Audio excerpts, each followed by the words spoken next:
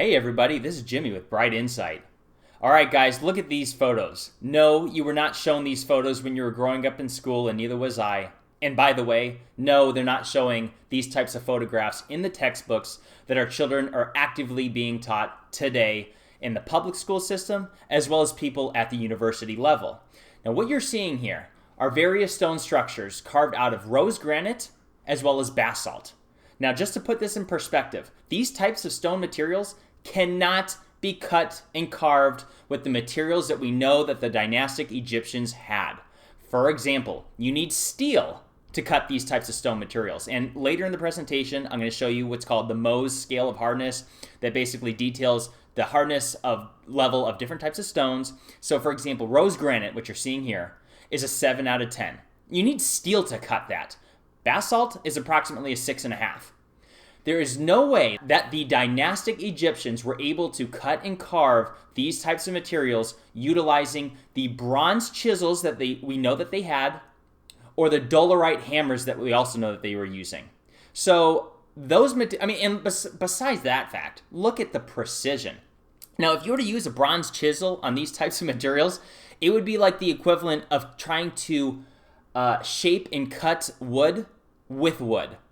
It's just not going to work. And when you look at the incredible accuracy of these structures and the right angles, as well as the circular drill bits, like how do you cut circles like that through solid stone, through rose granite? Do you know how hard that is? A 7 out of 10 on the Mohs scale? I mean, guys, you know how hard granite is. Knock on your countertops with your bare knuckles and let me know what that feels like. And as you look through these photos, you have definitive evidence that there is some sort of lost ancient high technology or machining that was utilized to cut these stones. There's no other way. There's no way that they were using stone hammers from dolerite to make these types of cuts. It's just not possible. And you can see the definitive evidence where you can see the actual lines where the steps and the recut surfaces and the angle cuts of the saws. Like, hello, these are clearly saw cuts. Hello, did they have that type of machinery back in the dynastic Egyptian time? No, we know that they didn't. Guys, this is common sense. The evidence is right in front of us, and there is an active attempt to keep this under wraps because, again, they're not putting this type of information in textbooks. But we now have hundreds of geologists and stonemasons throughout the world that are doing active demonstrations. And you can find these videos on YouTube, by the way. And by the way, real quick, special thanks to Google Images and everyone that put these images on there because that's where I source these images. So thank you. I'm utilizing them to help teach you guys things.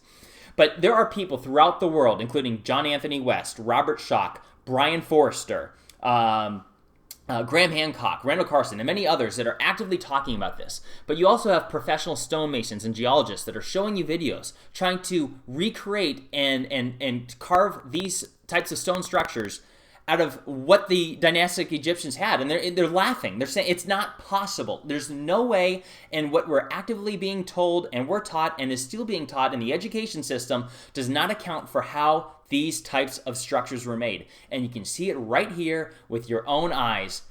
I mean, look at this. Like here's photographs of, these types of these tools, which I showed you before. How could they have done it? I mean, look at this stone box here as an example. Look at the precision on this. And it's completely unexplainable. Look at the circular drill holes. Look at these very unique cuts and carved scoop marks in this rose granite, solid rose bedrock granite. And I'll have another video on this regarding the obelisk because that's where these were taken from, the Aswan Curry in Egypt. But not to mention, I mean, look at these ginormous stone blocks, not just the precision on them, but look how enormous they are. And we're talking 20, 30 tons on many of these. So it's not just how could they cut and carve them or move them, but how did they lift them? Did they have a crane?